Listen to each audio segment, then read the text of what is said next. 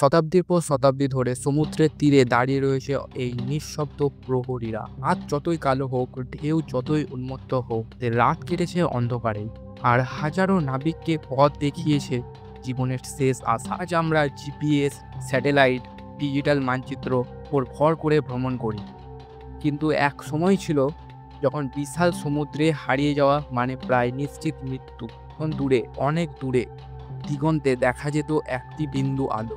এই আলোই ছিল জীবন আর মৃত্যুর মধ্যে একমাত্র ফারাক। প্রথম মহাবাতিঘর আলেকজান্দ্রিয়ার ফারোস, খ্রিস্টপূর্ব 280 সালে মিশনের ভূমধ্য সাগরের তীরে দাঁড়ানো এই টাওয়ারটির উচ্চতা ছিল প্রায় 350 ফুট।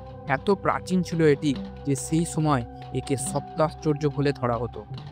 দিনে এটি সূর্যের আলোতে প্রতিফলিত করত, আর রাতে জ্বলত আগুনের শিখা।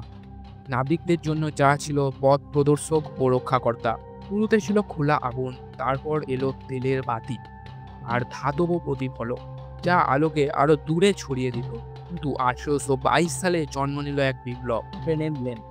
এর মাধ্যমে আলো প্রায় 200 মাইল দূর পর্যন্ত যেত। ঝড়, কুয়াশা, অন্ধকার কিছুই আটকাতে পারত না সেই দিশারি আলো। তবুও প্রযুক্তি একা যথেষ্ট ছিল না, ছিল সেই মানুষগুলো। তাদের বলা হতো লাইট হাউস কিপার। তারা বাস করতো একাকিত্বের সঙ্গে, নির্জন দ্বীপ বা উপকূলে। ঝড়ের রাতে যখন ঢেউ চিলপিলিয়ে টাওয়ারের গায়ে আছড়ে পড়তো, তখনও তারা আলো নিভতে দিত না। তারা জানতো কোথাও দূরে কোনো জাহাজ তাদের জন্য অপেক্ষা করছে। আজ বাতিঘর প্রায় সবই স্বয়ংক্রিয়। সোলার প্যানেল, বৈদ্যুতিক বাতি আর কম্পিউটার নিয়ন্ত্রণে কাজ করে। জাহাজ এখন স্যাটেলাইটে পথ খুঁজে নেয়। তবুও বাতিঘরের প্রয়োজনও আজ পুড়ে যায়, কারণ এগুলো ইতিহাস, সাহস আর মানবিকতার প্রতীক।